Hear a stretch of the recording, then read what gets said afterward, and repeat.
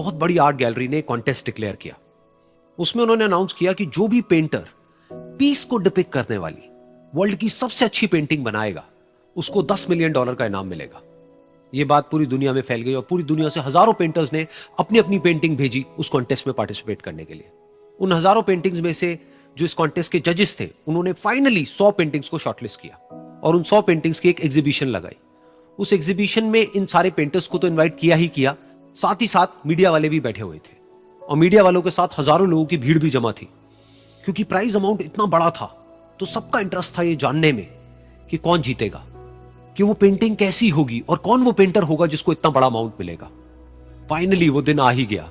वहां पर सारी ही पेंटिंग्स देखने लायक थी और एक से बढ़कर एक थी। उसमें से कुछ पेंटिंग्स थी जहां पर सबसे ज्यादा भीड़ थी। जैसे एक पेंटिंग थी जहां पर एक बिल्कुल साफ पानी की नदी बह रही थी, जिसके पीछे कुछ पहाड़ थे, उसके ऊपर बर्फ जमी हुई थी और पीछे से सनराइज हो रहा था।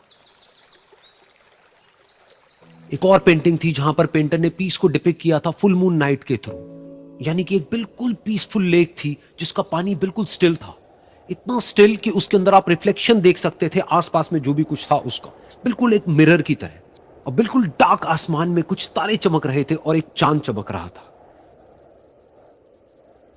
उसके अलावा एक पेंटिंग थी जिसमें बिल्कुल सफेद बादल थे, नीला आसमान था और बिल्कुल हरी हरी घास थी। यानी कि सारी ही पेंटिंग्स ऐसी जिसको देख करके ही मन शांत हो जाए।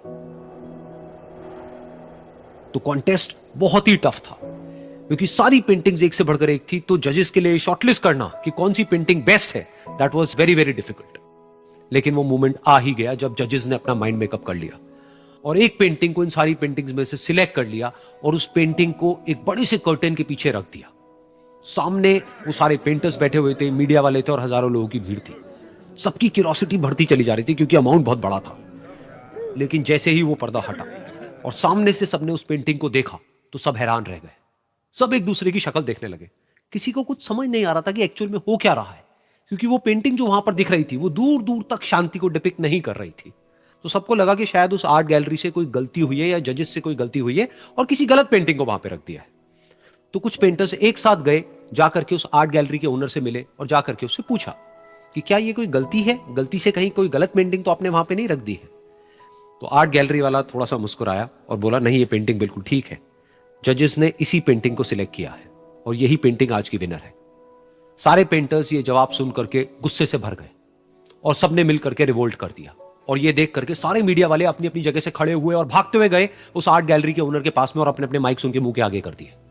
तो अगेन वो आर्ट गैलरी का जो ओनर था वो हल्का सा मुस्कुराया और उसने कहा कि मुझे कुछ बोलने से पहले एक बार इस पेंटिंग को आप लोग ध्यान से देखिए, थोड़ा पास से देखिए, शायद आपको कुछ ऐसा नजर आए जो दूर से नजर नहीं आ रहा है। क्योंकि आप सबने एक चीज तो देख ली कि इस पेंटिंग में आंधी है, तूफान है, चारों तरफ सब कुछ तहस नहस हो रहा है, आसमान में बिजली कड़क रही है, काले बादल हैं, ये सब तो आपने देख लिया।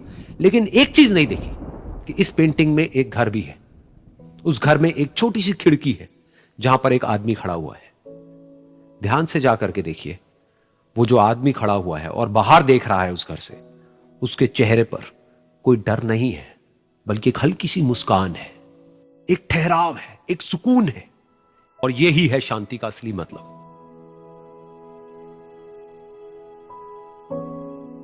यानी कि शांति का मतलब यह नहीं है कि हमारे बाहर